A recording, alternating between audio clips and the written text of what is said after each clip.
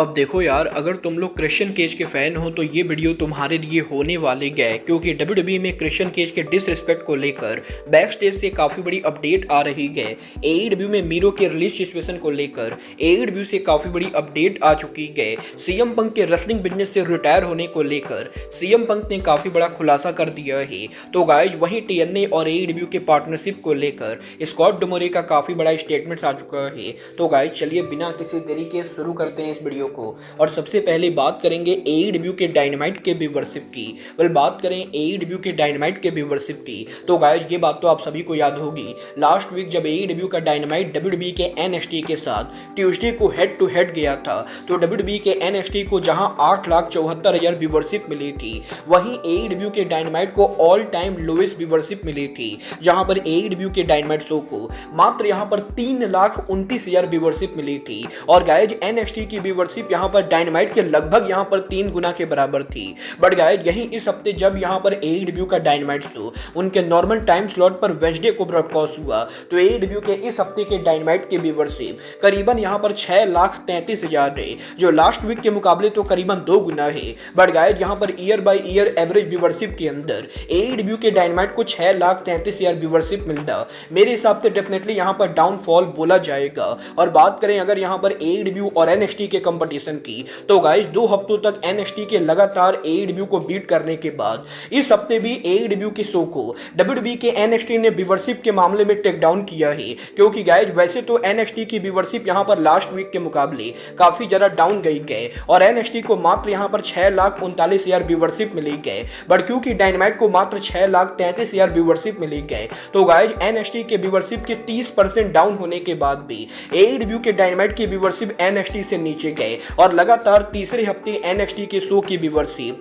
AEW dynamite से ज्यादा रही गए, जो डब्ल्यूडब्ल्यूई के लिए डेफिनेटली यहां पर काफी अच्छी बात है। और गाइस अब यहां पर जब एईडब्ल्यू और एनएक्सटी दोनों की व्यूअरशिप सामने आ चुकी है, तो गाइस यही सोशल मीडिया के ऊपर एईडब्ल्यू के biggest fan boy real one के द्वारा सोशल मीडिया पर डब्ल्यूडब्ल्यूई के एनएक्सटी के व्यूअरशिप के डाउन होने को लेकर एक पोस्ट किया जाता है, जहां पर वो बेसिकली डब्ल्यूडब्ल्यूई के एनएक्सटी के व्यूअरशिप डाउन होने को लेकर डब्ल्यूडब्ल्यूई का मजाक उड़ाता है। बट गाइस फैन बॉय के इस ट्वीट के बाद रेसलिंग लेजेंड बुली रे के द्वारा यहां पर इस फैन बॉय को रिप्लाई किया जाता है। और गाइस बुली रे सोशल मीडिया के ऊपर रियल वन को रिप्लाई करते हुए हमें यहां पर एक एडिटेड पिक्चर शेयर करते हुए दिखाई देते गए, जिसके अंदर वो बेसिकली रियल वन को अपना कुत्ता बताते गए। और गाइस यहां पर मैं डेफिनेटली ये बोलना चाहूंगा कि सोशल मीडिया पर डब्ल्यूडब्ल्यूई और एईडब्ल्यू के क्लूलेस फैन बॉयज का एक दूसरे के साथ फालतू बातें करना पूरी तरह से जस्टिफाइड है। बट गाइस एक रेसलिंग लेजेंड का सोशल मीडिया पर आकर किसी फैन बॉय के साथ ऐसी हरकत करना कहीं से भी जस्टिफाइड नहीं गए, क्योंकि बुली रे रेसलिंग बिजनेस के अंदर एक बहुत ही बड़े लेजेंड रह चुके गए और वो यहां पर सोशल मीडिया पर आकर अगर यहां पर डब्ल्यूडब्ल्यूई कंपनी को एईडब्ल्यू के फैन बॉय से डिफेंड कर रहे गए, तो गाइस डेफिनेटली यहां पर आगे से फैंस को बुली रे के ओपिनियन को बिल्कुल भी सीरियस नहीं लेना चाहिए। बट गाइस चलिए फिलहाल आगे बढ़ते और बात करते हैं एईडब्ल्यू में मीरो की फ्यूचर की। गाइस यहां पर ये बात तो मैं आपको ऑलरेडी बता चुका हूं, एईडब्ल्यू से मीरो ने यहां पर कुछ टाइम पहले उनका रिलीज मांगा था और लगातार यहां पर मीरो के टीवी से गायब रहने के बाद अब जबकि मीरो ने एईडब्ल्यू कंपनी से रिलीज मांगा है, तो गाइस यही फाइटफुल ने इस चीज को कंफर्म किया है कि एईडब्ल्यू के अंदर करंटली यहां पर मीरो को कंपनी से बाहर करने का कोई भी प्लान नहीं है और एईडब्ल्यू कंपनी फिलहाल तो यहां पर मीरो को रिलीज नहीं करने वाली है। और ना तो करंटली एईडब्ल्यू के अंदर मीरो के रिटर्न को लेकर कोई भी डिस्कशन चल रहा है, ना ही एईडब्ल्यू के अंदर एईडब्ल्यू के मैनेजमेंट मीरो को फायर करने को लेकर कोई भी डिस्कशन कर रही है। और फिलहाल के लिए मीरो एईडब्ल्यू कंपनी पर ही रहने वाले गए। और देखना दिलचस्प होगा कि अगर यहां पर टोनी खान मीरो को फायर नहीं करना चाहते गए, तो वो मीरो को टीवी पर वापस कब लाते गए। बट गाइस जहां तक बात रही टोनी खान की, तो गाइस इस हफ्ते टोनी खान के द्वारा भी डब्ल्यूडब्ल्यूई को लेकर यहां पर एक कंट्रोवर्शियल ट्वीट सामने आया। गाइस यहां पर इस हफ्ते डब्ल्यूडब्ल्यूई के फॉर्मर कमेंटेटर ग्रेसम के द्वारा सोशल मीडिया पर एक पोस्ट किया जाता है, जहां पर बेसिकली टॉड ग्रेसम यहां पर सोशल मीडिया पर पोस्ट करके ये बताते गए कि जब कुछ सालों पहले क्रिश्चियन केज ने डब्ल्यूडब्ल्यूई के ऊपर रिटर्न किया था और विंस मैकमैन उस समय डब्ल्यूडब्ल्यूई के हेड ऑफ क्रिएटिव थे, तो गाइस यहां पर क्रिश्चियन केज के शो पर रिटर्न करने से पहले विंस मैकमैन यहां पर डब्ल्यूडब्ल्यूई के कमेंटेटर टॉड को बैक स्टेज एरिया के ऊपर बुलाते गए और वो गोरिल्ला पोजीशन के ऊपर टॉड से ये बोलते गए कि जब क्रिश्चियन केज टीवी के ऊपर रिटर्न करेंगे तो टॉड को यहां पर ज्यादा हाइप नहीं होना है और उन्हें यहां पर क्रिश्चियन केज के रिटर्न के लिए ज्यादा हाइप बनाने की बिल्कुल भी जरूरत नहीं है और वो सिर्फ यहां पर फैंस को कमेंट्री टेबल पर ये बताएंगे कि क्रिश्चियन एईडब्ल्यू पर वापस आएंगे। और गाइस टॉड का ये कहना है कि बेसिकली यहाँ पर विंस मैकमैन क्रिश्चियन केज के रिटर्न को ज्यादा हाइप देना नहीं चाहते थे, क्योंकि विंस मैकमैन क्रिश्चियन को कभी भी बड़ा सुपरस्टार नहीं मानते थे। और गाइस यही टॉड की ये खुलासा करने के बाद टोनी खान यहाँ पर टॉड के इस ट्वीट के ऊपर रिप्लाई करते गए,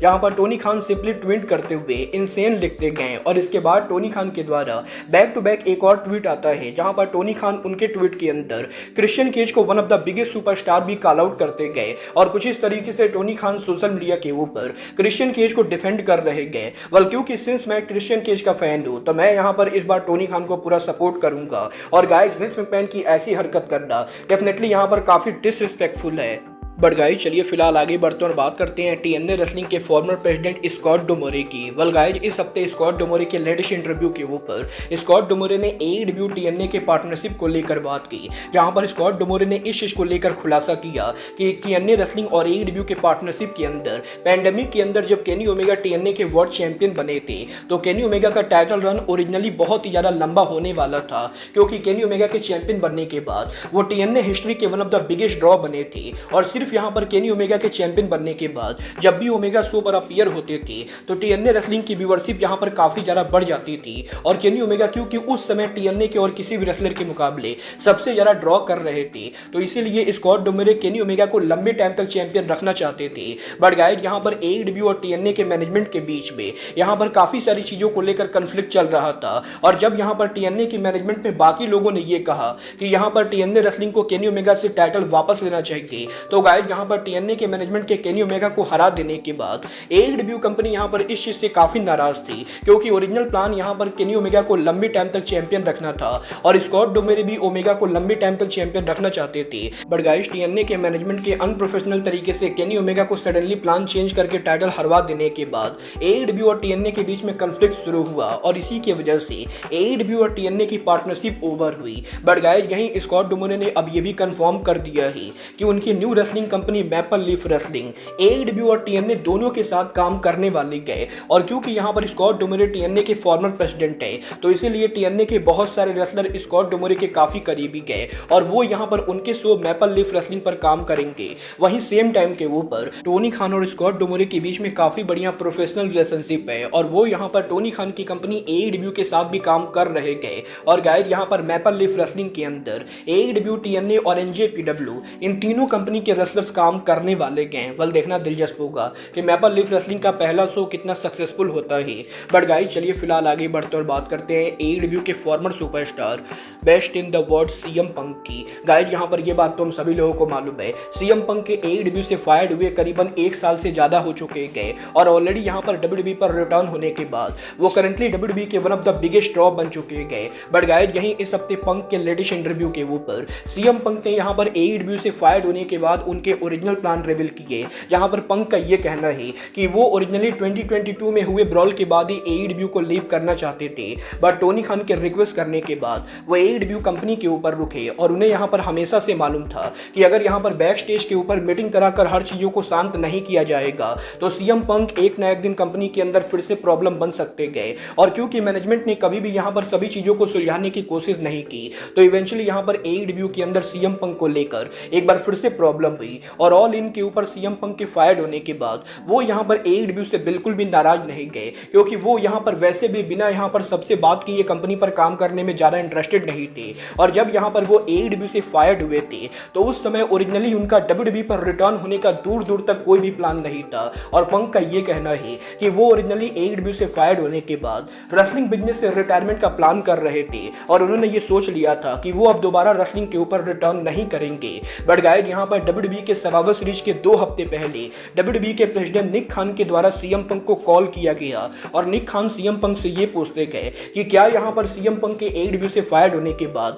टोनी खान ने उनके कॉन्ट्रैक्ट में कोई नॉन कम्पीट क्लॉज लगाया है, जिसके जवाब में सीएम पंक निक खान को बताते गए कि उनके यहाँ पर कॉन्ट्रैक्ट में कोई भी नॉन कम्पीट क्लॉज नहीं गए और वो यहाँ पर पूरी तरह से फ्री एजेंट है। और इसके बाद यहाँ पर निक खान और सीएम पंक के बीच में फोन कॉल पर 2-3 बार बात करने के बाद सीएम पंक यहाँ पर फाइनली डब्ल्यूडब्ल्यूई के सर्वाइवर सीरीज स्टेज के ऊपर रिटर्न करते गए। और गाइज पंक ने ये भी कंफर्म किया है कि सर्वाइवर सीरीज पर जब वो शो पर अपीयर हुए थे उससे मात्र 1 घंटे पहले वो यहाँ पर बैक स्टेज के ऊपर WWE के साथ उनके कॉन्ट्रैक्ट को साइन करते गए। और ओरिजिनली वो यहाँ पर कभी WWE के ऊपर रिटर्न करने ही वाले नहीं थे, बट क्योंकि निक खान ने सीएम पंक से काफी बढ़िया तरीके से बात की और वो यहाँ पर सीएम पंक को लेकर काफी सारा आइडिया पिच करते गए, तो वो यहाँ पर फाइनली WWE के ऊपर वापस गए। और वो इस चीज को लेकर काफी हैप्पी गए कि WWE के अंदर जिन भी लोगों के साथ उनकी प्रॉब्लम थी वो अब उन सभी चीजों को एक एक करके सेटल कर रहे गए, जो चीज यहाँ पर AEW के अंदर कभी भी नहीं हुई। वेल मैं यहाँ पर पंक की बात से पूरी तरह से एग्री करता हूँ और मैं आज भी बिलीव करता हूँ कि AEW के ब्रॉल के अंदर सबसे ज्यादा गलती AEW के प्रेसिडेंट टोनी खान की थी, क्योंकि टोनी खान ने पहले ब्रॉल के बाद ही अगर मीटिंग कराई होती तो शायद यहाँ पर AEW आज दूसरे पोजीशन पर होती। बट गाइज अब आज के इस वीडियो में बस इतना ही। मैं मिलता हूँ आपसे अपने अगले वीडियो में। बट गाइज तब तक के लिए goodbye, good night and bang.